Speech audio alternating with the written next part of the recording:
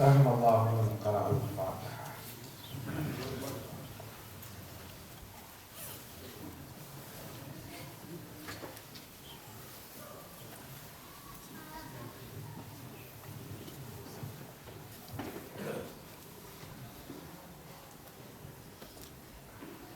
لا حول ولا قوة إلا بالله العلي العظيم. بسم الله الرحمن الرحيم. الحمد لله رب العالمين. نعم المولى ونعم النصير. حسبنا الله ونعم الوكيل. ثم الصلاة والسلام والتحية والإكرام على سيدنا ونبينا وطبيب نفوسنا أبي القاسم المصطفى محمد.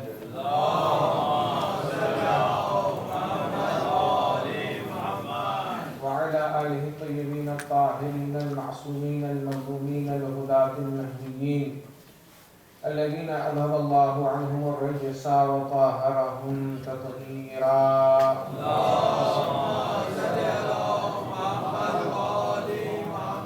أما بعد قال الله تبارك وتعالى في كتابه الأعلى.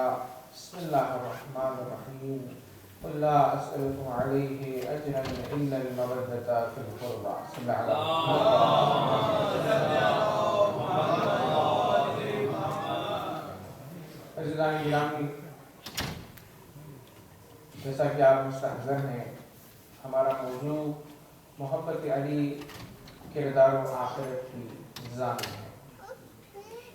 گزشتہ مجلس میں آپ کی خدمت میں نے یہ عرض کیا کہ اللہ تبارک و تعالی نے جب محبت قربا کا ہمیں حکم دیا ہے تو سب سے پہلے اس نے کما حقہ جو حق ہونا چاہیے تھا اس طرح سے اہل بیت اطہار سے محبت کی، اور خود رسول اکرم محمد مصطفیٰ صلی اللہ علیہ وآلہ وسلم نے مختلف مقامات پر اس محبت کے اظہار کو فرمایا.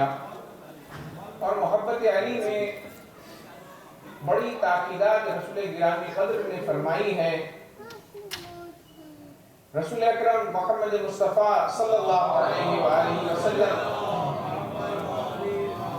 اپنی ایک حدیث میں مولا امیر المؤمنین کو مخاطب کرتے ہوئے فرماتے ہیں کہ اے علی ابن ابی طالب، اگر کوئی شخص عمر نوح حاصل کرے اور اس پوری عمر میں اللہ تبارک و تعالیٰ کی عبادت کرے اور اس کے پاس کوئی ایک ایسا پہاڑ ہو کہ جو سونے کا پہاڑ ہو، اور روایت میں یہ ہے کہ کوہ احد کی طرح سونے کا پہاڑ ہو، وہ اللہ کی بارگاہ میں اسے خرچ کر دے اس سونے کے پہاڑ کو، اور کوئی شخص جو 1000 مرتبہ پاکیادہ حج کو جائے اور اللہ تعالیٰ کے لیے یہ حج ہو، اور پھر اس کے بعد صفا و مروہ کے درمیان مظلومانہ طور پر قتل کر دیا جائے، شہید کر دیا جائے، اگر کوئی شخص ان ساری فضیلتوں کے اوپر فائز ہو لیکن اے علی آپ کی محبت اور ولایت اس کے دل میں نہ ہو، نہ تو وہ جنت میں داخل ہوگا اور نہ ہی اسے جنت کی خوشبو نصیب ہوگی.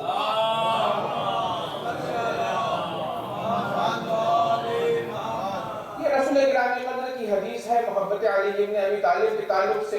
اب یہ سوال ہوتا ہے عزیزو کہ رسول خدا نے اس قدر تاکید محبت علی پر کیوں کی ہے؟ اس قدر بنیادی طور پر اصول دین میں ہم سے یہ کیوں کہا گیا ہے کہ اللہ اور اس کے حبیب سے محبت کریں، علی ابن ابی طالب آل علی سے محبت کریں؟ وجہ کیا ہے؟ وجہ 2 چیزیں ہیں. ایک وجہ فطری تقاضا ہے اور دوسری وجہ تربیتی پہلو رکھتی ہے. فطری تقاضا کیا ہے؟ فطری تقاضا یہ ہے کہ علی ابن ابی طالب کا اور رسول گرامی قدر کا مقام اس قدر عظیم ہے کہ یہ والدین سے بھی بلند رتبہ رکھتے ہیں. اسی لیے آپ کے اور ہمارے چھٹے امام جعفر صادق علیہ السلام نے جب یہ آیت پڑھی وَبِالْوَالِدَيْنِ احسانا، والدین کے ساتھ احسان کرو، تو والدین سے مراد محمد و علی ابن ابی طالب کی ذات ہے. اور والد مفرد ہے عربی زبان میں، اور والدین تسنیہ ہے، 2 کے لیے آتا ہے. والدون جو ہے جمع ہے، تو والدین سے مراد مولا علی اور حضرت رسول گرامی قدر ہیں. اور اس بات کی طرف خود حضور نے اشارہ فرمایا ہے، ایک مرتبہ علی بن ابی طالب کو مخاطب کرتے ہیں اور فرماتے ہیں انا وانت ابوا هذه الامه، اے علی میں اور آپ اس امت کے بابا ہیں، اس امت کے باپ کا درجہ رکھتے ہیں۔ اور پھر اس کے بعد فرماتے ہیں وَلَحَقُّنَا أَعْظَمُ عَلَيْهِمْ مِنْ حَقِّ أَبَوَيْ وِلَادَتِهِمْ، اور ہمارا جو رتبہ ہے ان کی حقیقی ماں باپ سے زیادہ ہم ان پر حق رکھتے ہیں۔ کیوں؟ اس لیے اِنَّا نُنْقِذُهُمْ إِنْ أَطَاعُونَا مِنَ النَّارِ إِلَى دَارِ الْقَرَارِ، کیوں؟ اس لیے کہ اگر ہماری امت، ہمارے چاہنے والے ہماری اطاعت کریں گے تو اس اطاعت کے بدلے ہم انہیں جہنم سے نکال کر جنت کی طرف لے جاتے ہیں۔ ایک صلوات پڑھیں بر محمد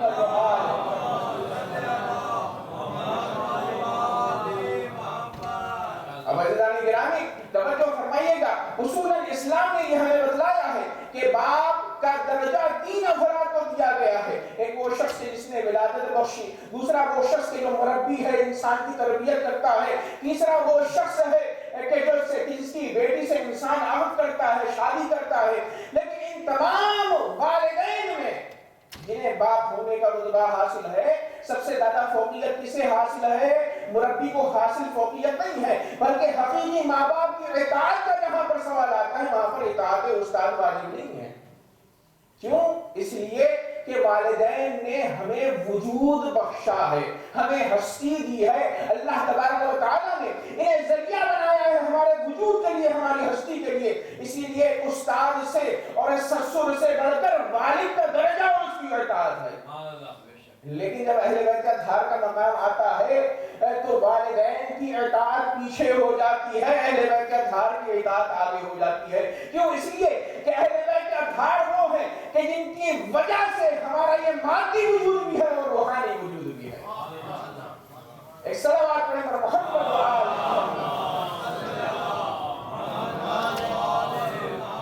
ان کی وجہ سے مادی وجود کیوں ہے؟ اس لیے کہ اللہ تبارک و تعالیٰ نے ساری کائنات ان کی وجہ سے خلق کی ہے۔ تو ظاہر سی بات ہے جب کائنات خلق کی ہے تو انہی کی وجہ سے ہمارا بھی وجود ہوا ہے۔ اسی لیے زیارت جامعہ میں ہم پڑھتے ہیں کہ معصوم نے فرمایا کہ بِكُمْ فَتَحَ اللَّهُ، اللہ تبارک و تعالیٰ نے اہل بیت کی وجہ سے اس کائنات کو کھولا ہے، اس کائنات کو بنایا ہے۔ وَبِكُمْ يَخْتِمُ، اور اہل بیت کا دھار کی وجہ ہی سے اس دنیا کو ختم کرے گا، قیامت آئے گی۔ وَبِكُمْ يُمْسِكُ السَّمَاءَ أَن تَقَعَ عَلَى الْأَرْضِ إِلَّا بِإِذْنِهِ، اور یہ اہل بیت کے اطہار ہی ہیں کہ جن کی وجہ سے آسمان زمین کے اوپر نہیں گر جاتا اور کہکشاں ایک دوسرے سے نہیں ٹکراتے۔ وَبِكُمْ يُنَفِّسُ الْغَمَّ وَيَكْشِفُ الضُّرَّ، امام فرماتے ہیں کہ اہل بیت کا اطہار وہ ہیں کہ جن کی وجہ سے سختیاں اور مشکلات دور کرتا ہے۔ ایک صلوات پڑھیں محمد و آل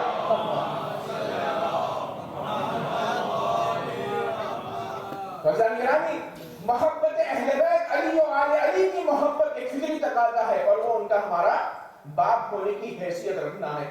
تو وبالوالدین احسانا جب قرآن مجید نے کہا ہے تو احسان کی سب سے پہلی منزل یہ ہوتی ہے کہ ان سے محبت کی جائے، ان کے سامنے احترام کے ساتھ ذانو ادب کو طے کیا جائے، ان کی اطاعت کی جائے، ان کی پیروی کی جائے۔ محبت کا دوسرا فلسفہ اور تاکید یہ ہے کہ ہم ان حضرات کی پیروی اور اطاعت کریں، کیونکہ جب محبت ہوتی ہے، جہاں محبت ہوتی ہے وہاں پر پیروی ضرور آتی ہے۔ اسی لیے اللہ تبارک و تعالیٰ نے قرآن مجید میں فرمایا کہ اے رسول آپ یہ کہہ دیجئے ان کنتم تحبون اللہ فاتبعونی یحببکم اللہ ویغفر لکم ذنوبکم، اگر یہ محبت کا دم بھرتے ہیں تو محمد کی اور ان کے آل کی تبعیت کریں، پیروی کریں۔ یحببکم اللہ، تو اللہ بھی تم سے محبت کرے گا، وَيَغْفِرْ لَكُمْ ذُنُوبَكُمْ، اور تمہارے گناہ بخش دیے جائیں گے۔ اب عزیزان گرامی، یہ جو محبت ہے رسول اسلام کی زندگی میں اور رسول اسلام کی زندگی کے بعد، یہ محبت علی اور آل علی سے صرف اور صرف ہونی چاہیے اور زیادہ سے زیادہ مقدار میں ہونی چاہیے۔ کیوں؟ اس لیے کہ اگر اغیار کی محبت ہوگی تو چونکہ محبت میں پیروی ہے، اور اغیار کی جب پیروی ہوگی تو ان کا کردار اللہ تبارک و تعالیٰ کی طرف سے ضمانت یافتہ نہیں ہے، اس لیے انسان خطا کی طرف چلا جا سکتا ہے۔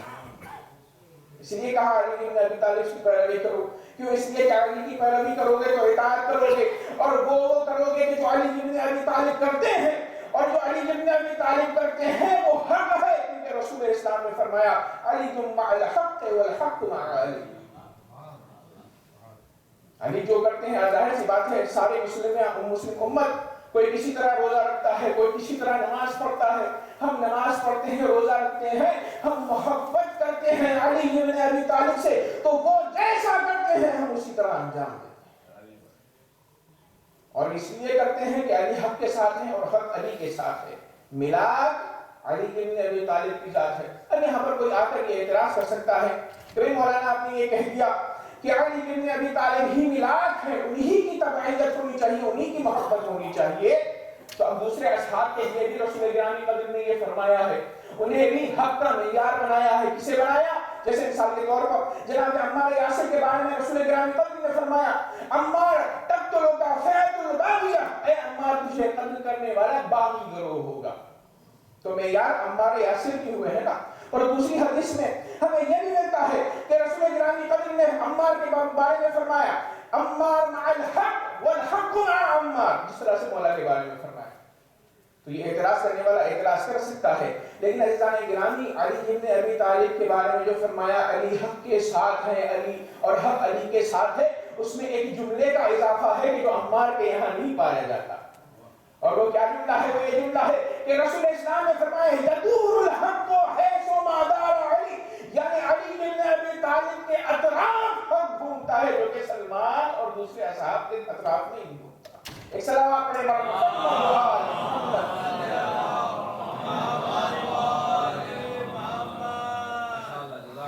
بارے دیگر سب مل کے سلام۔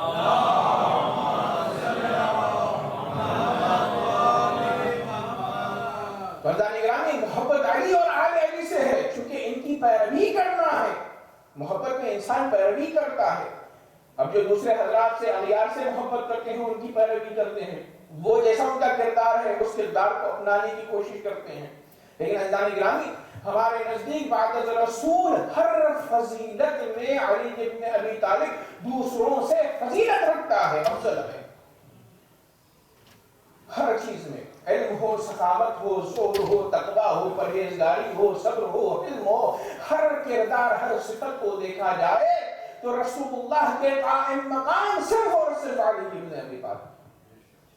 اسی لیے ہر فضیلت کے بارے میں رسول گرامی قدر نے فرمایا، مثلا فرماتے ہیں یا علی انت وصی وارثی، علم کے بارے میں فرمایا مولا علی کے، یا علی انت وصی وارثی قد اعطاک اللہ علمی و فہمی، کہ علی بن ابی طالب آپ میرے وصی اور وارث ہیں، اور اللہ تبارک و تعالیٰ نے آپ کو میرا علم اور میرا فہم اور ادراک کی صلاحیت دی ہے۔ کبھی رسول گرامی قدر نے فرمایا کہ عالم من امتی من بعدی علی بن ابی طالب، میری امت میں میرے بعد سب سے زیادہ عالم علی بن ابی طالب کی ذات ہے۔ کبھی رسول گرامی قدر نے یہ فرمایا کہ علی بن عالم من سائر الانبیاء، علی بن ابی طالب تمام گزشتہ پیغمبروں کے اوپر فضیلت رکھتے ہیں علمی اعتبار سے۔ اسی وجہ سے مولا امیر المومنین نے یہ فرمایا ہے کہ سلونی سلونی قبل ان تفتنونی، مجھ سے سوال کرو اس سے پہلے کہ تم مجھے کھو گئے۔ کبھی مولا امیر المومنین نے فرمایا کہ سلونی فإنی وارث علوم الانبیاء والمرسلین، مجھ سے سوال کرو کیونکہ سارے پیغمبروں کا علم علی بن ابی طالب میں موجود ہے۔ اسی وجہ سے اللہ تبارک و تعالیٰ نے فرمایا وَكُلَّ شَيْءٍ أَحْصَيْنَاهُ فِي إِمَامٍ مُبِينٍ، یعنی ہم نے ہر چیز کا احصاء کیا ہے امام مبین میں۔ تو 1,24,000 پیغمبروں کا علم علی بن ابی طالب کے پاس موجود ہے۔ اسی لیے مولا علی فرماتے ہیں ہا ہنا لعلم الجمع، میرے سینے میں سمندر ہے علم کا کہ جو کانٹے مار رہا ہے۔ اور ابن ابی الحدید جو کہ سنی علماء میں سے جن کا شمار ہوتا ہے، معتزلی جو تھے، وہ یہ کہتے ہیں کہ ہر علم کا منتہا اور سر چشمہ علی بن ابی طالب کی ذات ہے۔ علم قرآن علی بن ابی طالب نے سکھایا، علم تفسیر علی بن ابی طالب نے سکھائی، فقہ علی بن ابی طالب نے سکھائی، علم صرف اور نحو علی بن ابی طالب نے سکھایا، سارے کے سارے علوم کا سر چشمہ علی بن ابی طالب ہے۔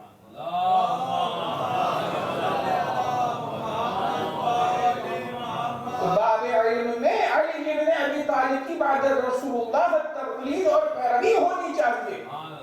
یہی وجہ ہے کہ ہر وہ مسئلہ کہ جہاں پر مشکل ہوتی وہ علی بن ابی طالب سے پوچھا جاتا تھا، کیونکہ رسول گرامی قدر نے فرمایا، علم فقہ دیکھیے، علم فقہ میں رسول گرامی قدر نے فرمایا قضاکم علی، تم میں سب سے بہترین قاضی علی بن ابی طالب ہے۔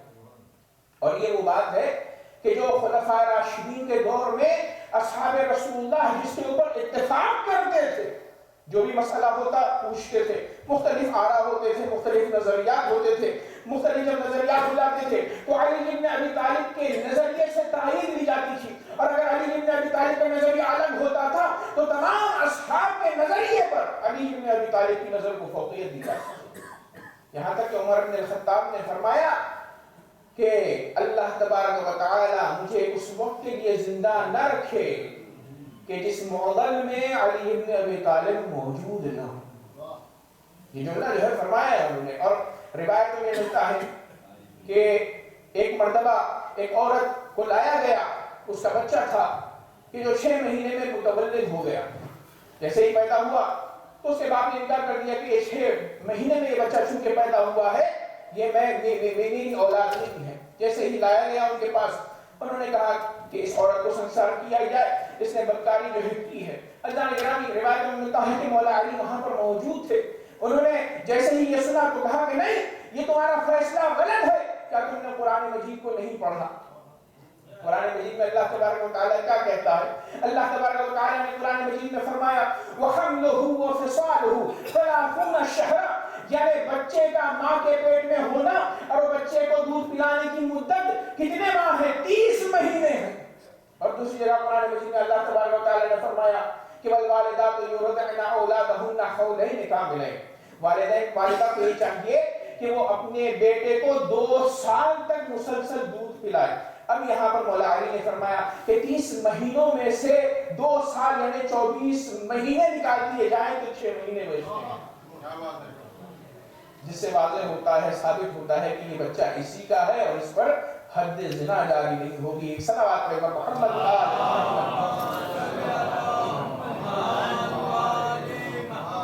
علم تفسیر میں علی ابن ابی طالب سے مفسرین نے استفادہ کیا ہے۔ سب سے زیادہ استفادہ کس نے کیا؟ ابن عباس نے کیا، اس سے اہل سنت بھی ہر روایات کو نقل کرتے ہیں۔ جب ابن عباس سے پوچھا گیا کہ ذرا بتانا تفسیر قرآن کے بارے میں آپ کا علم کیا ہے اور علی ابن ابی طالب کا علم کیا ہے، تو یہاں پر ابن عباس نے 2 باتیں کہیں۔ پہلی بات یہ کہا کہ میری مثال علم قرآن کے بارے میں اس قطرے کے جیسی ہے کہ جو سمندر کے اندر سے نکالا جائے، اور علی ابن ابی طالب کا علم قرآن پورے سمندر کے برابر ہے۔ اور پھر اس کے بعد دوسری جگہ فرماتے ہیں کہ اگر علم قرآن کے یا سارے علوم کے، حضور سے بھی یہ بات نقل کیا ہے کہ اگر سارے علوم کو 10 حصوں میں تقسیم کیا جائے تو 9 حصے علی ابن ابی طالب کے پاس ہیں، اور 10واں حصہ ساری امت میں تقسیم کیا گیا ہے، اور اس 10ویں حصے میں بھی علی سب کے اوپر فضیلت ہے۔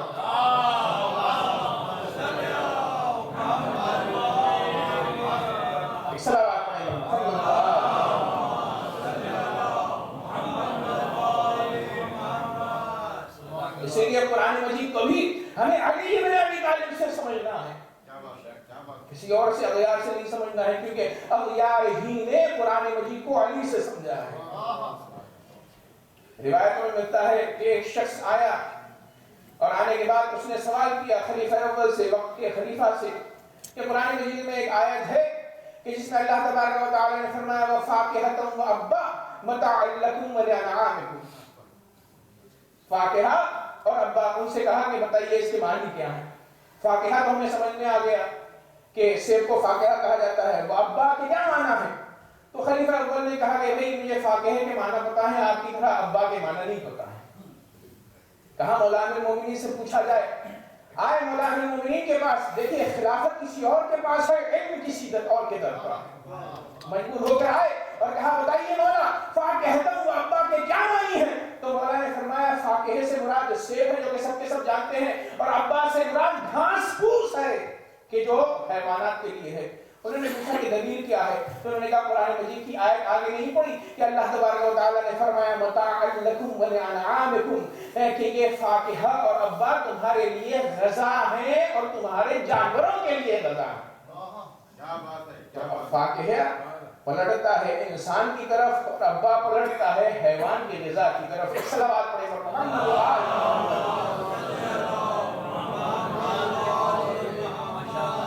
رضان گرامی، جن لوگوں نے علم حاصل کیا ہے، علم قرآن علی بن ابی طالب سے، خدا کی قسم بڑے عجیب انداز سے علم عطا کیا ہے۔ روایت میں ملتا ہے کہ ایک شخص تھا کہ جس کا نام زازان ہے، زے الف اور زا الف نون، زازان، اور اس کی کنیت تھی ابو عمر۔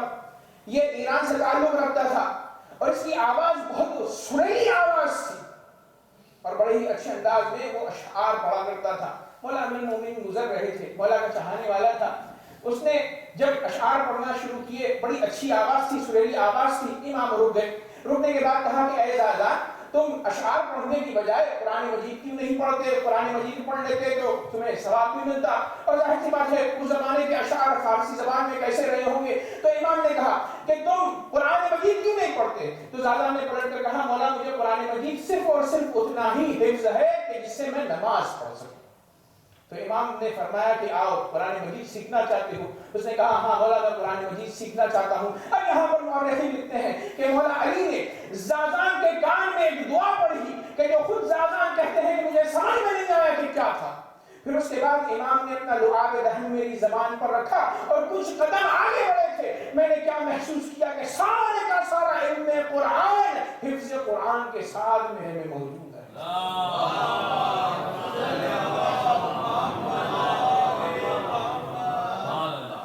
اس کے بعد مولا امیر المومنین کی عطا کردہ حفظ کی صلاحیت سے اشعار کے بجائے زازان قرآن مجید کی تلاوت کرتے تھے۔ علی ابن ابی طالب سے جب علم حاصل کیا جاتا ہے تو علم اس معیار پر علی ابن ابی طالب عطا کرتے ہیں۔ لیکن عزیزان گرامی، لوگ علی کی فضیلت پر علمی اعتبار سے اس زمانے میں بھی شک کرتے تھے۔ سلمان فارسی کہتے ہیں کہ خوارج نے مولا علی سے سوال کیا امتحان لینے کے لیے۔ اس زمانے میں بھی امتحان کے لیے سوال ہوتا تھا، آج بھی علماء سے امتحان کے لیے سوال ہوتا ہے بات کو کہ دیکھیں بھی مولانا کو پتا ہے کہ نہیں ہے، اور کرٹیکل بعض سوالات لائے جاتے ہیں۔ تو خوارج نے کوشش کی کہ رسول اللہ گرامی قدر نے جو فرمایا کہ انا مدینۃ العلم وعلی بابھا، تو یہ حدیث صحیح ہے یا غلط ہے، اس کو شک تھا۔ آئے اور انہوں نے طے کیا کہ مولا امیر المومنین سے ہم ایک ہی سوال پوچھیں گے اور ہر فرد ایک سوال کو بار بار دہرائے گا۔ سوال کیا تھا کہ مولا سے پوچھا جائے گا کہ بتائیے علم افضل ہے یا مال افضل ہے؟ اگر سب افراد کو علی جو باری باری جا رہے ہیں ایک ہی جواب دیں گے تو اس کا مطلب یہ ہے کہ مولا کا علم محدود ہے، لیکن اگر جوابات الگ الگ دیے جائیں گے تو اس کا مطلب یہ ہے کہ مولا کے علم میں بڑی وسعت پائی جاتی ہے اور وہ حدیث رسول صحیح ہے۔ پہلا خارجی شخص آیا اور اس نے آنے کے بعد کہا مولا بتائیے علم افضل ہے یا مال افضل ہے؟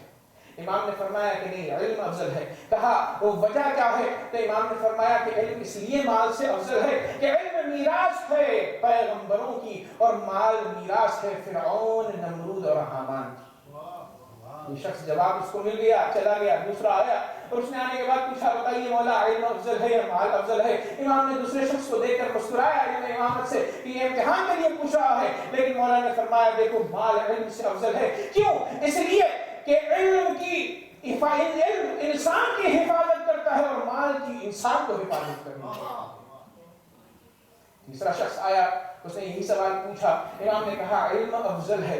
پوچھا وجہ بتلائیے گا، تو امام نے فرمایا اس کی وجہ یہ ہے کہ جو اس کے پاس علم ہوتا ہے وہ متواضع ہوتا ہے، متکبر نہیں ہوتا ہے، لیکن مال انسان کو غرور اور تکبر اور نخوت کی طرف لے جاتا ہے۔ ایک صلوات پڑھیں گے محمد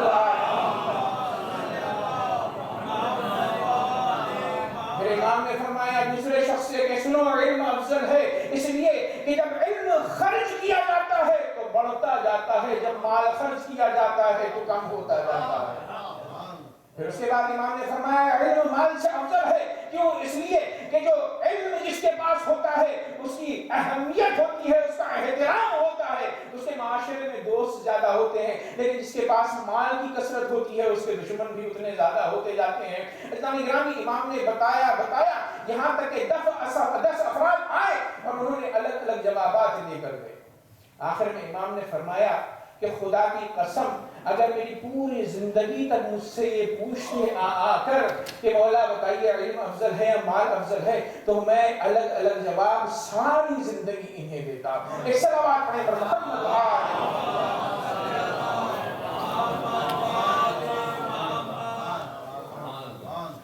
جانے گرامی۔ اسی طریقے سے ایک اور شخص نے سوال کیا، علی کو ہر چیز کا علم ہے، مولا امیر المومنین نے ایک عجیب جملہ فرمایا اپنے بارے میں، لو کشف الغطاء لازددت یقینا، اگر حجاب ہٹا دیے جائیں تو میرے یقین میں اضافہ نہیں ہوگا۔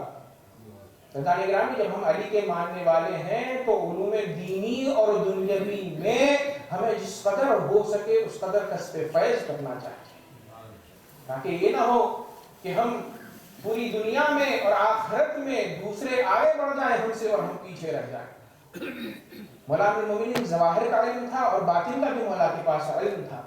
امام نے اپنے خاص اصحاب کو خاص علوم عطا کیے ہیں، جن میں کمیل شامل ہے، جن میں میسم تمار شامل ہے، جن میں رشید حجری بھی شامل ہیں، اور یہ ایسے اصحاب تھے امام کے کہ جنہیں امام نے ان کی موت کی بھی خبر دی تھی اور بتلایا تھا کہ انہیں کس طرح سے شہید کیا جائے۔ لیکن لوگ تھے کہ جنہوں نے اکثریت نے مولا علی سے استفادہ نہیں کیا۔ مولا نے فرمایا کہ میرے پاس زمین سے زیادہ آسمان کے راستوں کا علم ہے۔ سلونی قبل ان تفتدونی فانا بطرق السماء، آسمان کے راستوں کے بارے میں مولا نے اس زمانے میں بات کی تھی۔ آج سائنس یہ کہتی ہے کہ سولر سسٹم ہے، پھر اس کے بعد گیلیکسیز ہیں، پھر اس کے بعد یونیورس بنتا ہے۔ مولا امیر المومنین نے اسی دور میں فرمایا فانا بطرق السماء اعلم منی بطرق الارض، زمین سے زیادہ میں آسمان کے راستوں کو جانتا ہوں۔ اور یہ بتلا دیا تھا کہ آسمان میں زمین سے زیادہ راستے ہیں۔ تو جیسے ہی مولا نے ایک مرتبہ سوال کیا، کہا لوگوں سے اصحاب سے سلونی قبل ان تفتدونی، تو ایک شخص اٹھتا ہے، اٹھنے کے بعد مولا سے کہتا ہے کہ مولا بتائیے میرے سر میں کتنے بال ہیں۔ جیسے ہی اس شخص نے یہ سوال کیا تو مولا امیر المومنین کو غضبناک ہوئے، غصہ آیا۔ امام نے فرمایا خدا کی قسم رسول خدا نے مجھے خبر دی ہے کہ تیرے سر میں جتنے بال ہیں اللہ تبارک و تعالی نے اتنے ہی ملائکہ کو تیرے سر کے اوپر موکل کیا ہے کہ جو تجھ پر شب و روز لعنت بھیجتے ہیں۔ پھر اس کے بعد کہا کہ تیری داڑھی میں جتنے بال ہیں اللہ تبارک و تعالی نے اتنے شیطانوں کو تجھ پر مسلط کیا ہے کہ جو تجھے گمراہ کرتے رہتے ہیں، بہکاتے رہتے ہیں۔ پھر اس کے بعد امام نے وہاں پر ایک بشارت، ایک خبر دی جو آئندہ پیش آنے والی تھی۔ اس شخص سے کہا کہ تیرے گھر میں ایک چھوٹا سا ایسا حیوان ہے کہ جو کل میرے فرزند حسین کو شہید کرے گا۔ اور امام نے اس بات کے ذریعے سنان بن انس کی طرف اشارہ کیا تھا کہ جو قاتل امام حسین علیہ السلام میں سے تھا۔ عزیزان گرامی، امام عالی مقام نے جنگ صفین کے موقع پر شہادت امام حسین کی خبر دی۔ روایت میں ملتا ہے کہ ابن عباس مولا کے ساتھ تھے کہ جب کربلا سے گزرنے لگے شط فرات پر ایک مرتبہ رکتے ہی مولا نے گریہ کرنا شروع کیا۔ ابن عباس نے کہا مولا گریہ کیوں کرتے ہیں؟ کہا کہ اے ابن عباس تم اگر جانتے تو یہ سوال نہ کرتے۔ اجرکم اللہ۔ عزیزان گرامی، پھر اس کے بعد فرمایا ہاذا ارض کرب و بلا، یہ کرب و بلا کی زمین ہے، یدفن فیہا الحسین، اے ابن عباس یہاں پر ایک روز حسین دفن کیا جائے گا۔ ہاں عزیزان گرامی، محرم کی آج 4 تاریخ ہے، پرسے کے دن گزرتے جا رہے ہیں، آپ نے خوب مسائل سنے ہیں، لیکن عزیزو چونکہ مسائل کا ہی وقت ہے، جتنے مسائل پڑھے جائیں، جتنے سنے جائیں ثواب ہے۔ سننا مسائل کا بیان کرنا گرچہ تکرار ہی کیوں نہ ہو جائے، لیکن عزیزان گرامی آپ کا ثواب ضرور محفوظ ہے۔ یہ نہ سوچیے گا کہ 2 مرتبہ 3 مرتبہ رونا ہے، کیوں؟ اس لیے کہ فاطمہ الزہرا سلام اللہ علیہا اہل بیت اطہار سارے کے سارے غم کے عالم میں ہیں اور حزن کے عالم میں ہیں۔ عزیزان گرامی، آج مصیبت پڑنی ہے جناب حبیب ابن مظاہر، عزیزو حبیب ابن مظاہر امام کے بچپن کے صحابی تھے. روایت میں ملتا ہے کہ امام نے اپنے قاصد کو بھیجا کوفے میں حبیب کے در پر, اور جب حبیب کے پاس وہ قاصد پہنچا اس نے دق الباب کیا تو حبیب نے گھر سے کہا کہ من علی الباب, کون دروازے کے اوپر ہے؟ تو اس نے جواب دیا انا برید الحسین, میں حسین کا قاصد ہوں. روایتوں میں ملتا ہے کہ حبیب کھانا کھا رہے تھے, جیسے ہی حسین کا نام سنا تو کھانے کو چھوڑ دیا. عزیزان گرامی, حبیب وہ افراد ہیں کہ جنہوں نے مسلم ابن عقیل کی بڑی مدد کی تھی, اصحاب کو کوفے میں جمع کیا تھا. جیسے ہی حسین کا نام سنا دروازے پر آئے. ایک مرتبہ شخص سے پوچھا کہ کیا ماجرا ہے؟ اس نے کہا کہ میں مولا کا خط لے کر آیا ہوں. جیسے ہی مولا کے خط کو دیکھا تو کھولنے کے بعد لکھا ہوا تھا بسم اللہ الرحمن الرحیم من حسین ابن علی الی الرجل الفقیہ, حسین کی طرف سے رجل فقیہ کی طرف. اے حبیب ابن مظاہر, تمہارے بچپن کا ساتھی حسین مصیبت میں مبتلا ہے, جلدی کربلا چلے آؤ. عزیزان گرامی, روایت میں ملتا ہے کہ آنے کے بعد یہ ماجرا زوجہ کے سامنے بیان کیا. زوجہ بھی مومنہ اہل بیت تھی.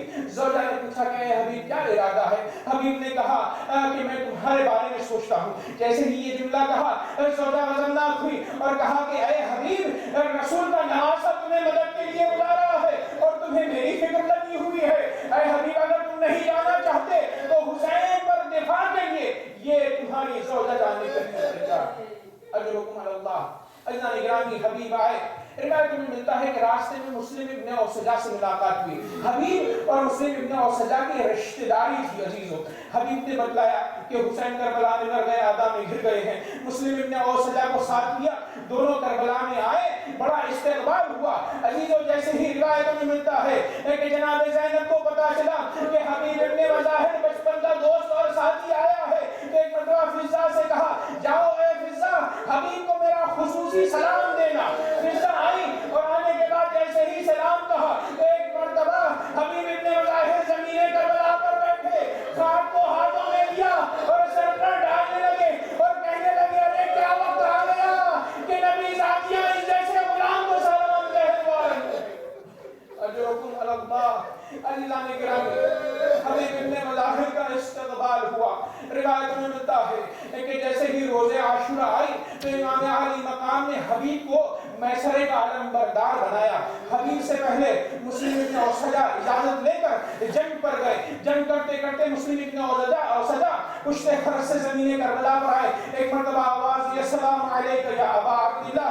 ادھر سے حسین چلے, حبیب ابن مظاہر چلے. رمق حیات باقی تھی, تھوڑی سی حیات باقی تھی مسلم ابن اوسجا کے بدن میں. ایک مرتبہ مسلم سے حبیب نے بیٹھ کر کہا کہ اے مسلم ابن اوسجا, کیا کوئی وصیت ہے جو تم مجھے کہنا چاہتے ہو؟ عزیزان گرامی, دوست اور رشتہ دار ہیں, اس کے تقاضوں کو پورا کرنا چاہتے ہیں. ایک مرتبہ مسلم ابن اوسجا نے اشارہ کر کے امام کی طرف کہا اسی کا بہذا, یعنی مسلم ابن اوسجا یہ کہنا چاہتے تھے کہ اے حبیب, میں امام کی سفارش تم سے کر رہا ہوں, میرے امام کا میرے بات تم خیال رکھنا, میں اس دنیا سے جا رہا ہوں. اجرکم علی اللہ. عزیزان گرامی, روایت میں ملتا ہے کہ جیسے ہی ظہر کا وقت ہوا تو ایک مرتبہ امام نے کہا کہ جاؤ جا کر نماز پڑھنے کی مہلت دو, بتاؤ کہ ہم نماز پڑھنا چاہ رہے ہیں. حبیب ابن مظاہر آئے, نماز کے بارے میں کہا تو حسین ابن نمیر نے وہاں پر ایک جسارت کی اور حبیب سے کہتا ہے کہ ہے حبیب جاؤ اور جا کر حسین سے کہہ دو جتنی نماز پڑھنی ہے پڑھ لو, اگر قبول ہو جائے. تو جیسے ہی یہ جملہ سنا حبیب ابن مظاہر سے نہ رہا گیا, کہا کہ اے شراب خار کی اولاد, اے شراب خار, تیری نماز قبول ہو اور حسین کی نماز قبول نہ ہو. عزیزان گرامی, یہ کہہ کر مولا کے پاس آئے, مولا سے اجازت لی, جنگ کی. عزیزان گرامی, 62 لوگوں کو واصل جہنم کیا, لیکن کہاں تک جنگ کرتے. ایک شخص نے سینے کے اوپر نیزہ مارا, دوسرے شخص نے سر کے اوپر تلوار لگائی. ایک مرتبہ حبیب پشت فرس پر جھولنے لگے, زمین کربلا پر آئے اور کہا السلام علیکم یا ابا عبداللہ. عزیزو, بچپن کا دوست تھا. شیر کی طرح امام دوڑے, حبیب کے قریب پہنچے اور پہنچنے کے بعد وہاں پر تاریخی جملہ کہا ہے اے حبیب, اللہ تجھ پر رحم کرے, تو وہ شخص تھا کہ جو ایک رات میں پورے قرآن کو ختم کر دیتا. عزیزان گرامی, پھر حبیب سے جب رخصت ہو رہی تھی تو ایک مرتبہ حبیب ابن مظاہر نے مولا سے کہا مولا میں اس دنیا سے جا رہا ہوں لیکن یہ محسوس کرتا ہوں کہ میری دائیں جانب کوئی ہے میری بائیں جانب کوئی ہے. جیسے ہی امام نے یہ سنا تو کہا کہ اے حبیب داہنی جانب تمہارے جو ہے وہ رسول خدا ہے بائیں جانب جو آئے ہیں وہ امام حسن اور امام علی اور امام حسن ہے. ایک مرتبہ حبیب نے کہا کہ مولا ایک نقاب پوش بی بی سامنے سے آ رہی ہے. جیسے ہی مولا نے یہ سنا تو کہا اے حبیب اپنے پیروں کو سمیٹ لو یہ میری اماں فاطمہ الزہرا جنت سے تجھے لینے کے لیے آئی ہے. اللہ لعنت اللہ علی القوم الظالمین وسيعلم الذين ظلموا أي منقلب ينقلبون. پروردگارہ اس ذکر قریب کو ہم سب سے قبول فرما. بار الہ اس ذکر کے تصدق میں ہمارے گناہ میں کبیرہ و صغیرہ سے ہماری مغفرت فرما. بار الہ بطفیل محمد وآل محمد ہمارے مرحومین کی مغفرت فرما. بار الہ اس کے ذکر کے صدقے میں تعلیمات اسلامی کے سیکھنے اس کے عمل کرنے کی ہمیں توفیق عطا فرما. بار الہ مسلمانوں جہان کی نصرت اور مدد فرما. بار الہ بطفیل محمد وآل محمد امام زمانہ کے ظہور میں تعجیل فرما. اور جب امام ظہور فرمائے تو ہمیں اس قابل فرما کہ ان کے آوان انصار میں شامل ہو سکے. ربنا تقبل منا انك انت السميع العليم وتب علينا انك انت التواب الرحيم. ماتم حسین.